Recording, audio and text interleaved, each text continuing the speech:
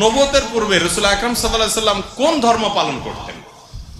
Yazid কাফের ছিলেন কিনা? না, তিনি কাফের ছিলেন না, তিনি মুসলমান ছিলেন। ইয়াজিদকে লানত করব কিনা? না, আমরা তাকে লানত করব না। ইয়াজিদকে আহলে সুন্নাত জামাতের কেউ কাফের হয়ে গেছে এটা বলে না। কাফের হওয়া বহুত কঠিন একটা বিষয়, এত সহজ না। তবে হ্যাঁ, সে নবী সাল্লাল্লাহু আলাইহি সাল্লামের কলিজার টুকরাকে হত্যা করে আমাদের সবার, সে হত্যা করেছে, দুঃখিত, এটা তো আর চূড়ান্ত না, তার লোকজন হত্যা করেছে, সেজন্য সে, তার লোকজন আমাদের কাছে ঘৃণিত, এতে কোনো সন্দেহ। ইয়াজিদ তো কাফের না। আমরা অনেক সময় ইয়াজিদকে একেবারে কাফের পর্যন্ত বলে ফেলি। মুআবিয়া একজন সালেহ নেককার মানুষ, একজন ন্যায়পরায়ণ শাসক। তিনি প্রকাশ্যে মদ খেতেন, নামাজ পড়তেন না, এগুলো মিথ্যা। তিনি আমাদের দেশের রাজনৈতিক নেতাদের মতোই একজন শাসক ছিলেন। আলেমুল আমাদের ভালোবাসেন। ইতিহাসগুলো বলে ইয়াজিদ এই বিষয়ে খুব দুঃখ প্রকাশ করেছে। হযরত ইয়াজিদকে 100 রাকাত নফল নামাজ পড়তেন। হাবি, খারিজি, সালাফি মতবাদের অপপ্রচার, এই অপপ্রচারকে কিঞ্চিত পরিমাণ দূর করার জন্য আমি কিছু তথ্যমূলক আলোচনা করব। আমার মহান মুর্শিদ কিবলা ও কাবা কালান্দার বাবা জাহাঙ্গীরের লিখিত কিছু বই হইতে, বেশ কিছু বইয়ের মধ্যে আমার মুর্শিদ এই মুহররম সম্পর্কে আলোচনা করেছেন। বর্তমান প্রেক্ষাপটে, বর্তমান সময়ে এমন এক পরিস্থিতি তৈরি হয়েছে এবং এই উমাইয়া আব্বাসিয়াদের বেতনখোর মৌলবীর দল এবং ওহাবি, সালাফি এবং খারিজি মতদর্শের মৌলবীরা আহলে বাইত এবং আলে বাইত এবং আলে রসুল, আওলাদে রসুলদের শান মান সম্পর্কে যদি কিছু বলা হয়, এই ওহাবির দলেরা তাদেরকে সিয়া অপবাদ দিয়ে এই সত্যকে ঢাকার আপ্রাণ চেষ্টায় লিপ্ত থাকে, আপ্রাণ চেষ্টায় লিপ্ত থাকে। এই ওহাবি মতাদর্শের মৌলবীরা এবং উমাইয়া আব্বাসিয়া রাজবংশের যে বেতনভুক্ত মৌলবী দলেরা, তাহারা এই 10 মুহররমুল হারাম সম্পর্কে যত প্রকার মিথ্যা বানোয়াট হাদিস রচনা করেছেন এবং যত প্রকার ওয়াজ করেছেন, সম্পূর্ণই আমি এই ভিডিওর মধ্যে ইনশাল্লাহ তুলে ধরব এবং এর পক্ষে এবং বিপক্ষে যুক্তি এবং কোরআন হাদিসের দলিল ভিত্তিক আলোচনা করব।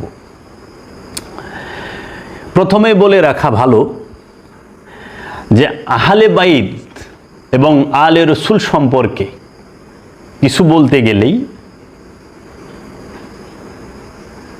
শিয়া ফেরকা কিংবা শিয়া বলে অপবাদের একটা তকমা, একটা সাইনবোর্ড কাঁধে ঝুলিয়ে দেয় এই ওহাবি সম্প্রদায়। কিন্তু দর্শকদের উদ্দেশ্যে তাদের জানার জন্য আমি প্রথমেই এই শিয়া মতবাদ এবং ওহাবি মতবাদের কিঞ্চিত পরিচয় দিতে চাই। ইনশাল্লাহ আপনারা দোয়া করবেন, আমি ওহাবি পরিচয় তুলে ধরব পরবর্তী কোনো এক ভিডিওতে, সম্পূর্ণ ওহাবি পরিচয়টা, তাদের কোথা থেকে আগমন। শিয়া ফেরকা এবং ওহাবি ফেরকা, এই দুই ফেরকা একটি মুদ্রার এ পিঠ আর ও পিঠ, কিংবা একটি টাকার এই পিঠ আর ওই পিঠ। এদের মধ্যে দর্শনগত কিছু ফারাক আছে, কিন্তু মূলে এরা একই, একই মুদ্রার এই পিঠ আর ওই পিঠ। কেন বললাম? শিয়া সম্প্রদায়ের মানুষ নিজেদেরকে খুব আহলে বাইতের প্রেমিক এবং নবী প্রেমিক বলে দাবি করেন। শ্রদ্ধেয় শিয়া ভাইয়েরা নিঃসন্দেহে হতে পারেন, যার যার মনের ব্যাপার। কিন্তু এখানে কথা হচ্ছে, তারা আল্লাহ মানে, শিয়া ফেরকার অনুসারীরা আল্লাহ মানে, নবী মানে, রসুল মানে এবং আহলে বাইত মানে, পাক পাঞ্জাতন মানে, 12 ইমাম 14 মাসুম মানে। এরপরে আর তারা অন্য কাউকে মানে না, তারা কোনো অলিয়া উলিয়া ইকরামকে মানে না, তারা সুফিবাদকে মানে না, তারা সুফিবাদের উপরে বিশ্বাসী নয়, তারা ইলমে মারফত বিশ্বাস করে না। এবং সুফিবাদকে তারা সম্পূর্ণ অস্বীকার করে, সমস্ত উলিয়া উলিয়ায়ে কেরামদেরকে তারা অস্বীকার করে। তারা শুধু 12 ইমাম 14 মাসুম পর্যন্তই সীমাবদ্ধ থাকে। কিন্তু ইসলামের মূল কেন্দ্রবিন্দুই হচ্ছে সুফিবাদ, সুফিজম। এবং এই সুফিবাদ, এই আধ্যাত্মবাদকে শিয়া সম্প্রদায় সম্পূর্ণ অস্বীকার করেন। শিয়া সম্প্রদায়ের অনুসারীরা আল্লাহর ওলিদেরকে মানেন না, ওলিয়া উলিয়ায়ে কেরাম মানেন না। ঠিক ওহাবি সম্প্রদায় সেম, কিন্তু তারা 1 ডিগ্রি উপরে। ওহাবিরা শুধু আল্লাহ মানে, তাদের দর্শন শুধু এক আল্লাহকে মানো, এবং তাদের কথা শুনলে মনে হয় কত সুন্দর দর্শন। আসলে এটা বিষ মাখা একটা টোপ, ঈমান ধ্বংসকারী একটা দর্শন। ওহাবি সম্প্রদায় শুধু আল্লাহ মানে, এরা নবীকে, আমার দয়াল নবী সরকার দু আলম হজরত মোহাম্মদ মুস্তফা সাল্লাল্লাহু আলাইহি ওয়াসাল্লামকে এই ওহাবি সম্প্রদায়ের মৌলবীরা, এই খারিজি সম্প্রদায়ের মৌলবীরা, এই খারিজি দর্শনে বিশ্বাসী, ওহাবি দর্শনে বিশ্বাসী, সালাফি দর্শনের বিশ্বাসী, এই মতবাদে বিশ্বাসী, এই মতবাদের লোকেরা দয়াল নবীকে নিজেদের মতো মানুষ ভাবে। নাউজুবিল্লাহি মিন যালিক। তাহারা রসুল মানে না, তারা পাক পাঞ্জাতন মানে না, তারা 12 ইমাম 14 মাসুম মানে না, তারা কোনো পীর আউলিয়ায়ে কেরামকে মানে না। যেখানে তাদের প্রয়োজন হয় সেখানে নাম ব্যবহার করে, কিন্তু অন্তর থেকে মানে না। যে ওহাবি এবং শিয়া চেনার উপায় কি? যখনই দেখবেন যে হ্যাঁ সে আল্লাহ মানে, নবী মানে, রসুল মানে এবং তাজিয়া করে, বোঝা যাবে যে হ্যাঁ, কিন্তু অলি মানে না, অলি অস্বীকার করে, বোঝা যাবে শিয়া। আর যখনই দেখবেন যে আল্লাহ মানে, নবী মানে না, রসুল মানে না, তাজিয়াকে হারাম, বেদাত, শিরিক, নাজায়েজ বলে, আল্লাহর ওলিদেরকে শিরিক, বেদাত, নাজায়েজ ফতোয়া দেয়, আল্লাহর ওলিদেরকে বিভিন্ন অকাথ্য ভাষায় গালিগালাজ করে ফতোয়া দেয়, এবং মাজার, শিরিক, বেদাত, মাজারে যাওয়া হারাম, শিরিক, বেদাত এই বলে যে অপপ্রচার চালায়, তখনই বুঝতে হবে যে এটা পাক্কা ওহাবি এবং খারেজি এবং সালাফি। আমি মুহররমুল হারাম সম্পর্কে আলোচনা করার আগেই শিয়া এবং ওহাবি মতবাদের কথা বললাম। আমি মনে এবং প্রাণে, আমি বিশ্বাসে এবং নিঃশ্বাসে সব সময় আহলে সুন্নাত ওয়াল জামাত, আমার দয়াল মুর্শিদ কেবলা কাবা হচ্ছেন আহলে সুন্নাত ওয়াল জামাতের সর্বশ্রেষ্ঠ একজন ইসলাম গবেষক এবং একজন মহান আল্লাহর ওলি এবং এই জমানার একজন মুজাদ্দেদ। এত বড় ইসলাম গবেষক পৃথিবীর বুকে বর্তমানে অদ্বিতীয়। যদি সেটা বুঝতে চান এবং জানতে চান, কিছুটা হলেও যদি বাবা জাহাঙ্গীরের লিখিত 28খানা বই এবং বাবা জাহাঙ্গীরের অনুবাদকৃত কোরআনুল মাজিদ শব্দে শব্দে হুবহু অনুবাদ, যা পৃথিবীর বুকে কেউ করতে পারে নাই, হুবহু মন গড়া নয়, পরে দেখলে বুঝতে পারবেন বাবা জাহাঙ্গীর কত বড় মুজাদ্দেদ এবং উনি কত বড় ইসলাম গবেষক, যার তুলনাই হয় না। এখন 10ই মুহররম নিয়ে অনেক ধরনের অপপ্রচার আছে সমাজে। দয়াল রাসূল সাল্লাল্লাহু আলাইহি ওয়াসাল্লাম পৃথিবীর বুকে আগমন করেন, যদি আপনি জিজ্ঞেস করেন সুন্নি জামাতের হোক, ওহাবি জামাতের হোক কিংবা শিয়া মতবাদের হোক, যে মহানবীর আগমন জন্ম তারিখ কবে বলেন, আমাকে একটু জানিয়ে দেন। সে সোজা বলে দিবে সবাই, 12ই রবিউল আউয়াল মহানবী আগমন করেছেন 570 খ্রিস্টাব্দে। খেয়াল করেন, এখানে তারা তারিখটা বলবে আরবি আর সনটা বলবে ইংরেজি। 12ই রবিউল হচ্ছে হিজরি মাসের তারিখ, রবিউল হচ্ছে হিজরি মাস, আরবি মাস, আর 12ই রবিউল আউয়াল হচ্ছে আরবি মাসের তারিখ। আর সন বলে ইংরেজি 570 খ্রিস্টাব্দে। তাহলে 12ই রবিউল আউয়াল 570 খ্রিস্টাব্দে, এটা কি সবচেয়ে বড় মুনাফিকি হইল না? যে তারিখ বললাম আরবি, সন বললাম ইংরেজি।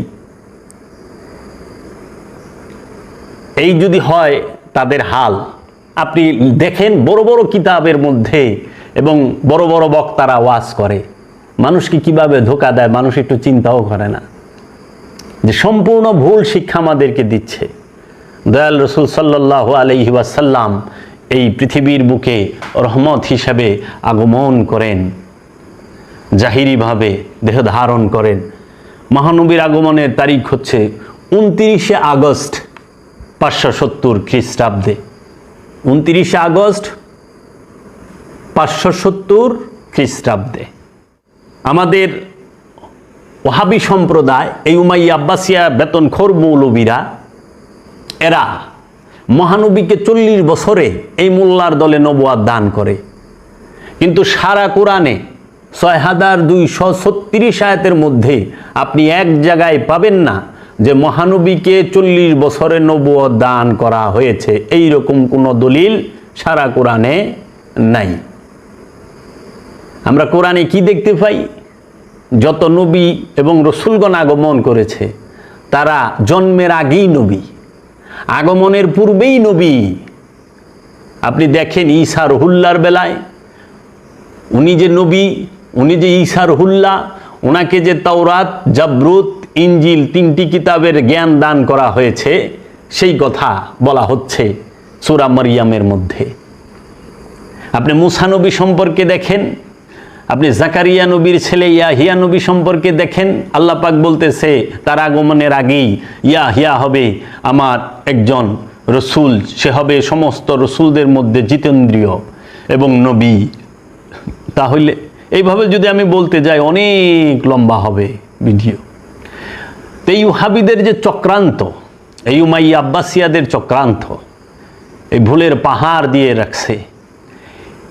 এই ভুলের পাহাড়ের মধ্যে যারা সুন্নি নামদারি বসে আছে, যারা নিজেদেরকে, অনেকেই আছে, বেশিরভাগ, সবাই না, বেশিরভাগ নিজেদেরকে পীর বলে দাবি করেন, তারা এই সমস্ত বিষয় সম্পূর্ণই অজ্ঞ।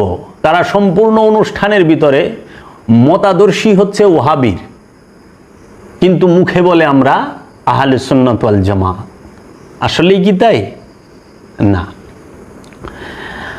আপনি যদি বলেন মুসলমান, আমরা যারা নিজেদেরকে মুসলমান বলে দাবি করি, আমরা নিজেদেরকে যারা সুন্নি বলে দাবি করি, বড় বড় আলেম বলে দাবি করি, তারা কয়জনে নবী পরিবারের, নবীর ফ্যামিলি ব্যাকগ্রাউন্ড জানে, দয়াল রসুলের ফ্যামিলি ব্যাকগ্রাউন্ড জানে, দয়াল রসুল সাল্লাল্লাহু আলাইহি ওয়াসাল্লামের পরিবার সম্পর্কে কয়জনের কতখানি ধারণা আছে? অথচ হাদিস শরীফে দেখতে পাবেন, কোরআনুল মাজিদে দেখতে পাবেন, আল্লাহ পাক বলতেছে নবীকে ভালোবাসাই হচ্ছে কি, কুল ইন কুনতুম তুহিব্বুনাল্লাহ ফাত্তাবিউনি ইউহিব্বুকুমুল্লাহ। কে আছো আমি আল্লাহকে ভালোবাসতে চাও, সে আমার হাবিবকে ভালোবাসো। কে আছো আমি আল্লাহকে ভালোবাসতে চাও, সে আমার হাবিব মুহাম্মদ সাল্লাল্লাহু আলাইহি ওয়াসাল্লামকে ভালোবাসো। মুহাম্মদ সাল্লাল্লাহু আলাইহি ওয়াসাল্লাম বলতেছেন, কে আছো আমি মুহাম্মদকে ভালোবাসতে চাও, সে আমার ইতরাতকে ভালোবাসো, আমার বংশকে ভালোবাসো। তো মহানবী গাদিরে খুমে, মিশকাত শরীফের একটি হাদিস আছে, মহানবী গাদিরে খুমের মধ্যে 1,20,000 সাহাবীর সামনে একটি ঘোষণা দিলেন। কখন? সেই সময়টা হচ্ছে মহানবী বিদায় হজ করেন। মহানবী বিদায় হজ করেন হিজরি 10 হিজরিতে, 10 হিজরির জিলহজ মাসের 10 তারিখ, 9-10 হজ, জিলহজ মাসের হিজরি 10 হিজরির জিলহজ মাসে মহানবী বিদায় হজ পালন করেন। এই বিদায় হজের মধ্যে মহানবী বিদায় হজ পালন করে, জিলহজ মাস হচ্ছে আরবি মাসের শেষ মাস, ইংরেজিতে যেরকম ডিসেম্বর মাস বছরের শেষ মাস, বাংলায় যেরকম চৈত্র মাস বছরের শেষ মাস, আরবিতে জিলহজ মাস হচ্ছে বছরের শেষ মাস, আর মুহররমুল হারাম হচ্ছে বছরের প্রথম মাস। নতুন বছরের, নতুন সালের নতুন মাস, নতুন দিন, নববর্ষ যেটাকে বলা হয়। এই মুহররম মাসে কোনো প্রকার ঝগড়া ফেসাদ করা নিষিদ্ধ। আর এই মুহররম মাসের মধ্যেই সবচেয়ে বড় ঘটনা ঘটিয়েছে এজিদ। মহানবী বিদায় হজ সম্পূর্ণ করে 18ই জিলহজ, মহানবী বিদায় হজ সম্পূর্ণ করে মক্কা থেকে যখন মদিনার উদ্দেশ্যে রওনা দেন, তখন 18ই জিলহজ মক্কা এবং মদিনা, মক্কা থেকে মদিনায় যাওয়ার পথে গাদিরে খুম নামক স্থানে 10 হিজরির 18ই জিলহজ মহানবী গাদিরে খুমের ভাষণ দান করেন 1,29,000 সাহাবীর সামনে, কেউ বলেন 1,20,000 সাহাবার সামনে। 1,29,000 সাহাবীর সামনে উটের পিঠে স্টেজ বানায়া মহানবী সবার সামনে গাদিরে খুমের ভাষণ দান করেন। আজকে মুসলমান গাদিরে খুম কি এইটিই জানে না। গাদির মানে হচ্ছে মিলন, খুম হচ্ছে স্থান, খুম হচ্ছে জায়গার নাম।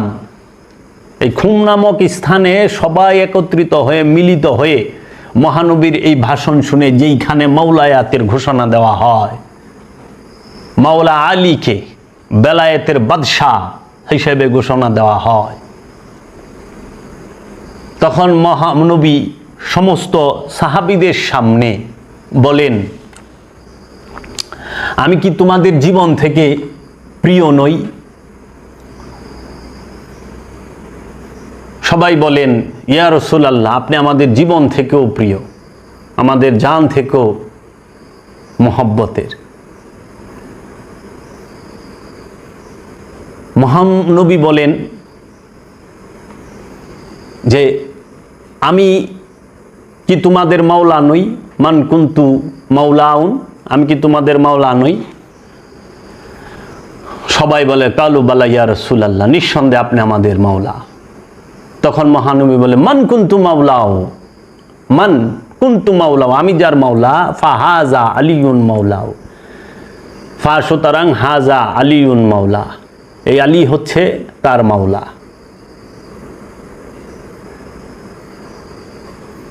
তোমরা জানিয়া রাখো, এই দেহের মধ্যে প্রাণের মূল্য যতখানি, আলীর মূল্য আমার কাছে ঠিক ততখানি।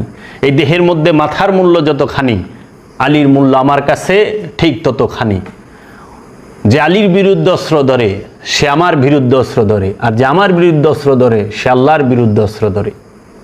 এবং মহানবী বলেন, আনা মদিনাতুল ইলমে আলী ও বাবাহা, আমি ইলমের শহর, আমি জ্ঞানের শহর, আলী হচ্ছে তার একমাত্র দরজা। এবং মহানবী বলেন, যে আলীর সাথে দুশ্মনী করে সে আমার সাথে দুশ্মনী করে। মুনাফিক চেনার সবচেয়ে সহজ উপায় হচ্ছে যে যার সামনে আলীর, মাওলা আলীর আলোচনা করলে মুখ তার বেজার হয়ে যায়, মলিন হয়ে যায়, বুঝে নিতে হবে ইনি মুনাফিক। আর যে খুশি হয় সে ইমানদার। তো মুনাফিক আর ইমানদার চেনার সবচেয়ে বড় উপায় হচ্ছে মাওলা আলী। তো সেই গাদিরে খুমের মধ্যে মহানবী সমস্ত সাহাবীর সামনে একটি হাদিস বলেন, মিশকাত শরীফের হাদিস, মুসলিম শরীফের হাদিস। গাদিরে খুম নামক স্থানে 1,20,000 সাহাবীর সামনে মহানবী সাল্লাল্লাহু আলাইহি ওয়াসাল্লাম বলেন, আনা তারাকতু ফীকুমুস সাকলাইন আউয়ালুহা কিতাবাল্লাহি ফীহি নূরুন ওয়াল হুদা ফাখুযু কিতাবাল্লাহি ওয়াস্তামসিকু বিহি ওয়াসসানি আহলে বাইতি আযকুরুল্লাহা ফী আলে বাইতি মানিত্তাবাআহুমা কানা আলাল হুদা ওয়ামান তারাকাহুমা কানা আলাদ দালালাতি। অর্থ, আমি তোমাদের সামনে দুটো ভারী জিনিস রেখে যাচ্ছি। এর প্রথমটি হলো আল্লাহর কিতাব, যার মাঝে নূর এবং হেদায়েত রয়েছে। সুতরাং তোমরা ধরো তাকে মজবুতভাবে। এবং দ্বিতীয়টি হলো আলে বায়েত। আল্লাহকে স্মরণ করে আমি তোমাদেরকে আলে বায়েতের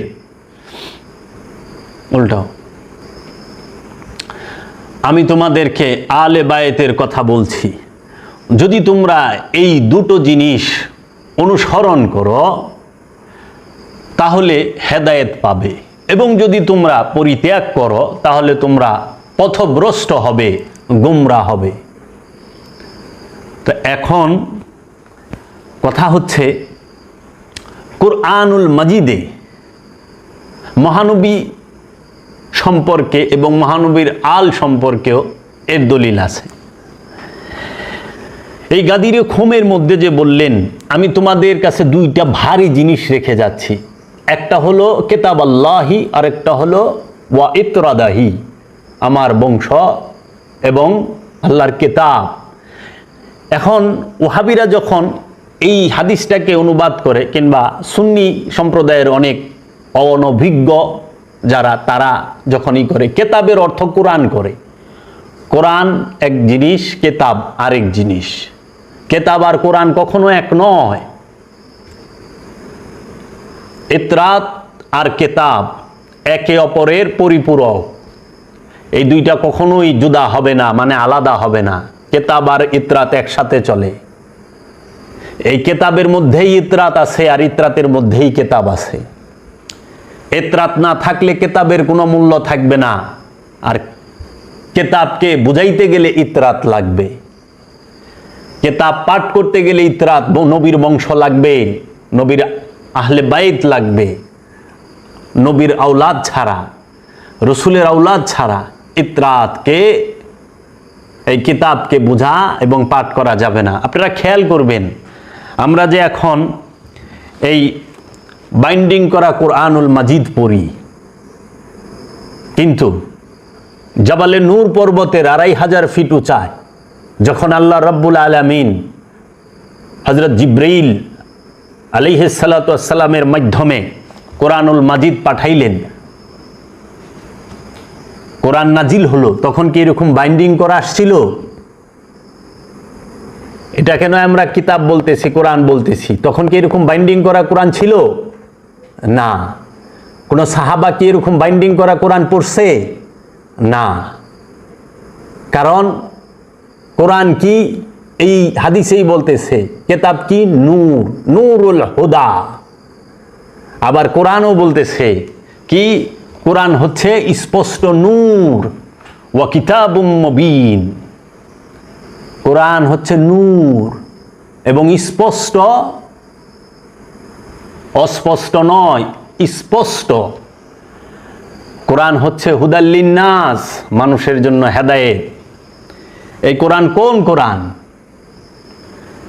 সেই কোরআনটা হচ্ছে নূরি কোরআন। এই নূরি কোরআনকে মানুষের মাঝে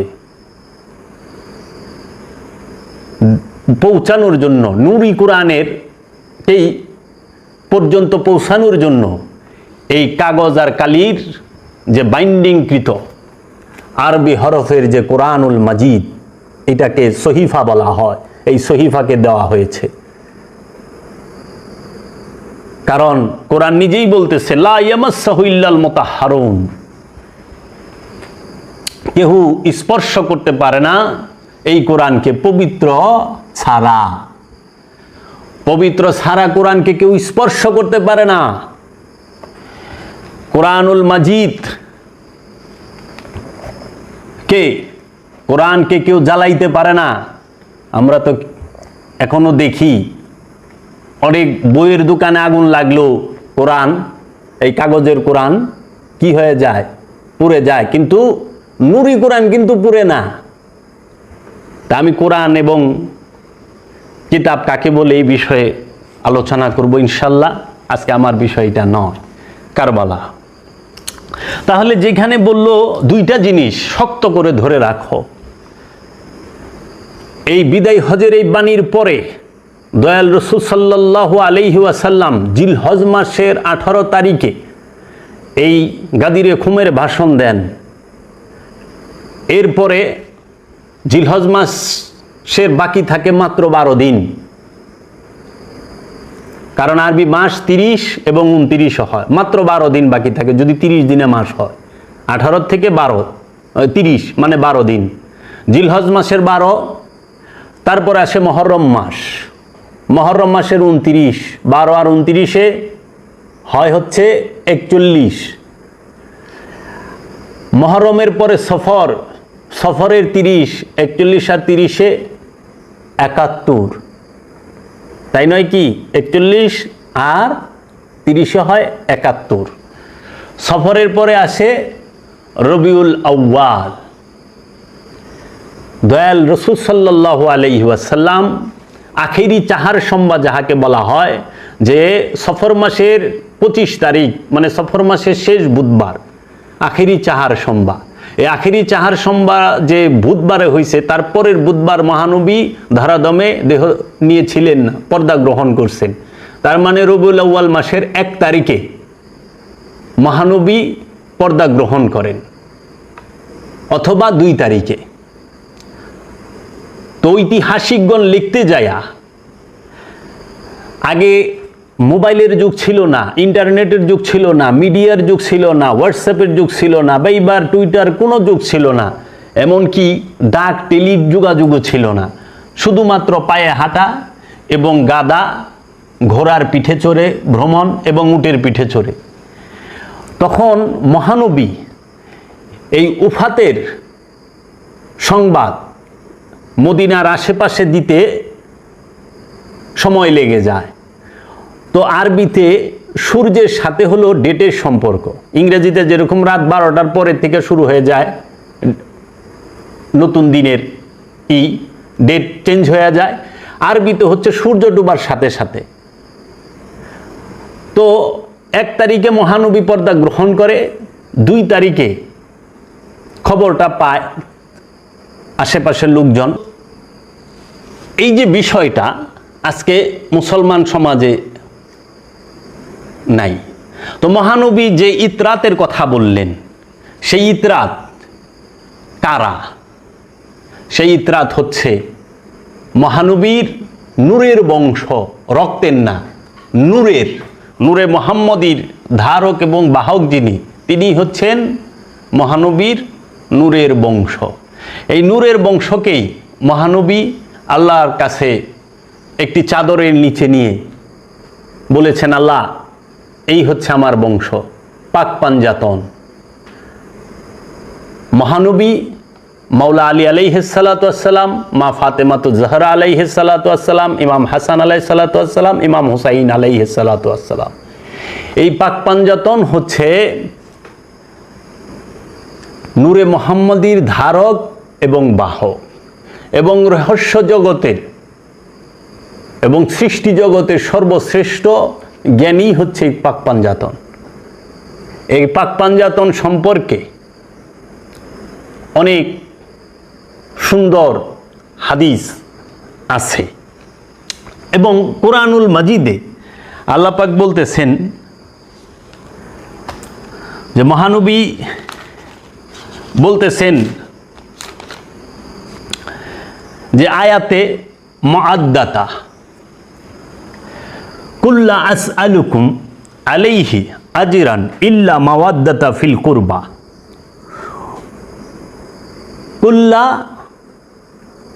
কুল্লা আসআলুকুম আলাইহি আজরান ইল্লা মাওয়াদ্দাতা ফিল কুরবা।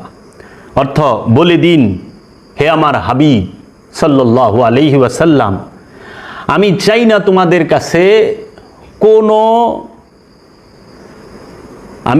তোমাদের কাছে কোনো বিনিময়, সেবায় ছাড়া, আমার আহলে বাইতের, আমার কুরবাত যারা নিকটবর্তী তাদের মহব্বত ছাড়া। আল্লাহর হাবিব বলতেছে, আমার নিকটবর্তী যারা, কুরবাত যারা, যারা আমার নিকটে, আমার আহলে বাইতের মহব্বত ভালোবাসা ছাড়া তোমাদের কাছে আমি আর অন্য কোনো বিনিময় চাই না। তাহলে আহলে বাইতের মহব্বত করা হচ্ছে ফরজ। দয়াল রাসূলের প্রেমই হচ্ছে, মহব্বতই হচ্ছে ঈমান।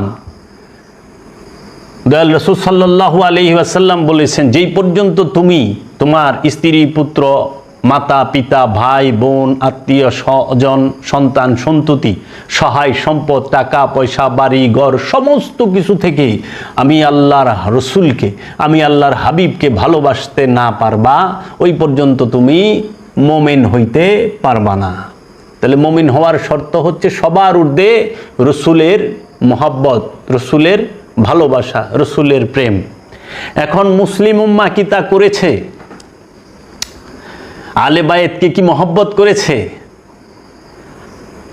মহানবী বলতে, আল্লাহ বলতেছেন, কে আমাকে ভালোবাসতে চাও সে আমার হাবিবকে ভালোবাসো। আল্লাহর হাবিব বলতেছেন, কে আমাকে ভালোবাসতে চাও সে আমার বংশকে, আমার আহলে বায়েতকে ভালোবাসো। আর মুসলিম উম্মাহ কি এই আহলে বায়েতকে ভালোবেসেছে? আসেন আমরা একটু এই বিষয়ে আলোচনা করি। যদি জিজ্ঞেস করেন মহানবীর ঘরের অধিবাসী এবং মহানবীর নূরের ধারক এবং বাহক, এই পাক পাঞ্জাতনের যে চার মহান নূরের ধারক এবং বাহক, মাওলা আলী আলাইহিস সালাতু ওয়াস সালাম, মা ফাতেমাতুজ জাহরা, ইমামে হাসান, ইমামে হুসাইন আলাইহিস সালাতু ওয়াস সালাম, এদের জন্ম বৃত্তান্ত সম্পর্কে কয়জন মুসলমান জানে? আপনি কি জানেন মা ফাতেমাতুজ জাহরা জন্ম, আগমন, আবির্ভাব দিবস কবে? কয়জন মুসলমান জানে? মা ফাতেমাতুজ জাহরা এই জগতে, এই পৃথিবীতে আগমন করেন 606 খ্রিস্টাব্দে এবং পর্দা গ্রহণ করেন 632 খ্রিস্টাব্দে। 632 খ্রিস্টাব্দে। তাহলে পরে আপনারা একটু খেয়াল করেন, মহানবী পর্দা করেন 632 খ্রিস্টাব্দে, 11 হিজরি রবিউল আউয়াল মাসে 1 তারিখ অথবা 2 তারিখে।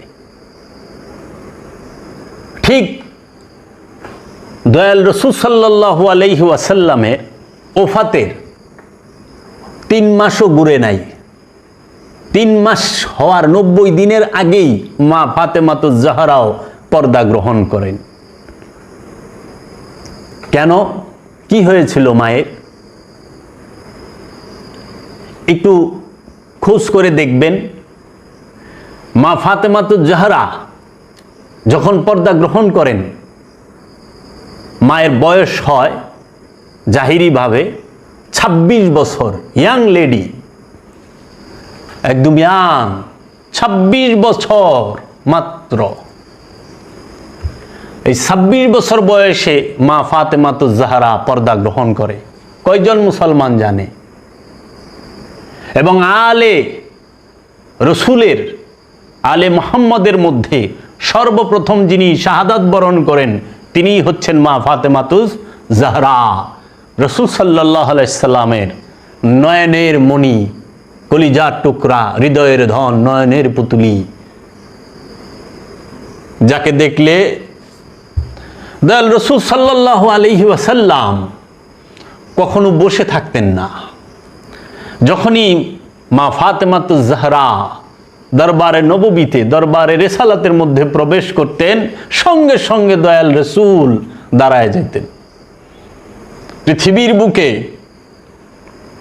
দয়াল রসুলকে দেখে সারা সৃষ্টি দাঁড়িয়ে যায়, কিয়াম করে। হযরত জিবরাইল সে কিয়াম করে, আর মুহাম্মদ সাল্লাল্লাহু আলাইহি ওয়াসাল্লাম এই একজনকে দেখলে যে মা ফাতেমাতুজ জাহরা, তাকে দেখলে দাঁড়িয়ে যেত। সেই মা ফাতেমাতুজ জাহরা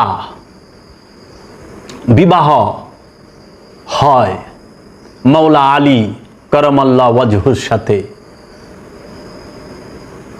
এখন মাওলা আলী বললেও সমস্যা হয় ওহাবি ফেরকার মৌলবীদের। সাধারণ মাদ্রাসায় পাশ কইরা যাকাত ফেতরার টাকা খায়া বড় হইয়া দাওরায় হাদিস ফারেক হইয়া মৌলানা সাহেব করলে কষ্ট লাগে না, মাওলানা কইলে কষ্ট লাগে না, শিরক বেদাত না জায়েজ হয় না। কিন্তু যিনি কুল কায়নাতের মাওলা, যিনি সমস্ত সৃষ্টির মাওলা, সমস্ত জগতের মাওলা, যিনি আধ্যাত্ম রাজ্যের মাওলা, যিনি এই এলমে মারেফাতের রহস্য জগতের সর্বশ্রেষ্ঠ মাওলা, সেই মাওলাকে মাওলা বললে তাদের গাত্র, তাদের দেহ জ্বালাপোড়া করে।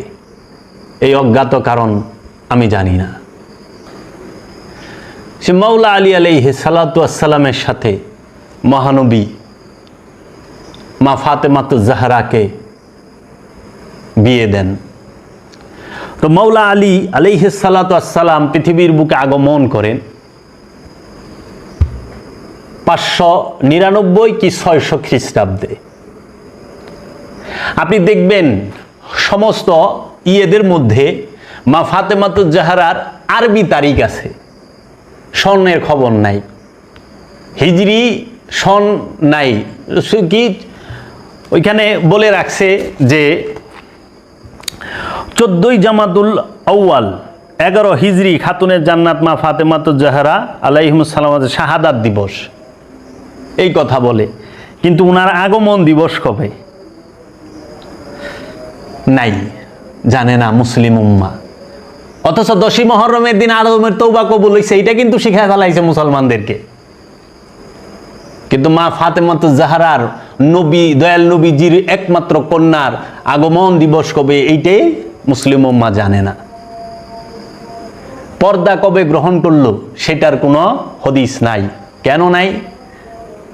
26 বছরে মা পর্দা গ্রহণ করলেন, মাত্র 26 বছরে। মায়ের 3 সন্তান, বড় ছেলে ইমাম হাসান আলাইহিস সালাতু ওয়াসসালাম এবং ইমামে হুসাইন আলাইহিস সালাতু ওয়াসসালাম এবং হযরত জাইনব। মা যখন শাহাদাত বরণ করেন মা ফাতেমাতুজ জাহরা, তখন মাওলা হাসান আলাইহিস সালাতু ওয়াসসালামের বয়স মাত্র 8 বছর, ইমাম হুসাইন আলাইহিস সালাতু ওয়াসসালামের বয়স মাত্র 7 বছর, হযরত জয়নবের বয়স মাত্র 5 বছর। মাওলা আলী 500-600 খ্রিস্টাব্দে আবির্ভাব, মাওলা আলী আগমন করেন। মাওলা আলীকে শাহাদাত করা হয়, হত্যা করা হয় ইরাকের কুফায়, মসজিদের মধ্যে সালাতরত অবস্থায়। কোনো ইহুদি, খ্রিস্টান, বৌদ্ধ, তাও শিখ কিংবা নাসারাই করে নাই। কে করছে? যে সব সময় মহানবীর সাহাবা পরিচিত, যে সব সময় মাওলা আলীর আশেপাশে থাকতো, তার নাম হচ্ছে আব্দুর রহমান ইবনে মুলজেম। সেও নামাজ পড়তে গেছিল কিন্তু তরবারি নিয়ে, আবার মাওলা আলীর সেবাও করতো সে। আব্দুর রহমান ইবনে মুলজেমের তরবারির আঘাতে মাথা বরাবর আঘাত করছে, সেই আঘাতে মাওলা আলী শাহাদাত বরণ করেন। তা আবার এই আঘাত করে রমজান মাসের 18ই রমজান, বুঝেন মৌলানা সাহেবরা ওয়াজ করে রোজার মধ্যে বলে আল্লাহ শয়তান রে বাইন্দা ভালায় শিকল দিয়া। 18ই রমজান কুলকাইয়ানাতের মাওলা আলী আলাইহিস সালাতু ওয়াসসালামকে তরবারি দিয়ে আঘাত করলো, এটা কি শয়তানের কুমন্ত্রণা নয়? তাহলে শয়তানকে বানলো, এটা কেমনে হইল? একটু ভেবে দেখবেন কথাগুলা, বিবেক দিয়ে চিন্তা করবেন, আবেগ দিয়ে নয়। আবেগ আর বিবেক এক নয়। বর্তমানে তো আমাদের ধর্মীয় জ্ঞান কম, কিন্তু ধর্মীয় অনুভূতি বেশি। আমাদের ধর্মীয়, বর্তমান মুসলমান সমাজের ধর্মীয় অনুভূতি বেশি, ধর্মীয় জ্ঞান কম। কোরআন পাঠ করার জন্য কোরআন নাজিল হয়েছে, কোরআন শিক্ষার জন্য। এখন মানুষ কি করে? কোরআন কিনে আইনা গিলাপে বইরা বাইন দেয়, চুমা দিয়া 2 চোখে শোয়ায় আলমারিতে রাখা দেয়। আলমারিতে রাখার জন্য কোরআন নাজিল হয় নাই। পাঠ করো, তুমি পড়ো, তুমি জানো, তুমি শেখো, কোরআনকে শেখো, কোরআন শেখো, তোমার জীবনকে সুন্দর করো। এখন কোরআন শিখে না, আবার কোরআন পড়ে অনেকে, কোরআন মানে না। কোরআন পাঠও করতে হবে, মানতেও হবে। তাহলে মাওলা আলীকে শাহাদাত করা হলো, তাহলে আলে রসুলের 2 জনের শাহাদাতের খবর অলরেডি আমরা পেয়ে গেলাম। একজনকে মসজিদে কুফায়। আচ্ছা, তৃতীয় ইমামে হাসান আলাইহিস সালাতু ওয়াস সালাম, তাহাকে ষড়যন্ত্র করে ক্ষমতাকে পাকাপুক্ত করার জন্য, গদিকে পাকাপুক্ত করার জন্য বিষ প্রয়োগে হত্যা করা হলো। ইমাম হাসান আলাইহিস সালামও শাহাদাত বরণ করলেন। খাবারের সাথে এমন বিষ, 6 বার মাওলা হাসানকে বিষ প্রয়োগ করা হয়েছিল। এমন বিষ প্রয়োগ করা হয়েছে লাস্টের বার, শেষের বার যখন মাওলা শাহাদাত বরণ করে হাসান আলাইহিস সালাতু ওয়াস সালাম, সেই বিষের সাথে হীরা গুঁড়ো করে, চূর্ণ করে বিষের সাথে মিশিয়ে দেওয়া হয়েছিল। ওই বিষ পান করাতে ওই হীরার যে ধার, তাতে কলিজা যে লিভার, সেটা টুকরো টুকরো কাইটা টুকরো টুকরো হইয়া বমির সাথে, রক্ত বমির সাথে বের হইছে, রক্তের সাথে। কি ভয়ানক বিষ দিয়ে হত্যা করছে।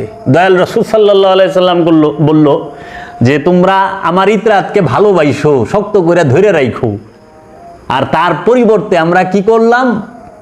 মুসলমান নামধারী এই মুনাফিকের দল কি করলো? নবীর ইতরাতকে একে একে নির্মমভাবে গুপ্ত প্রকাশ্যে শাহাদাত করলো।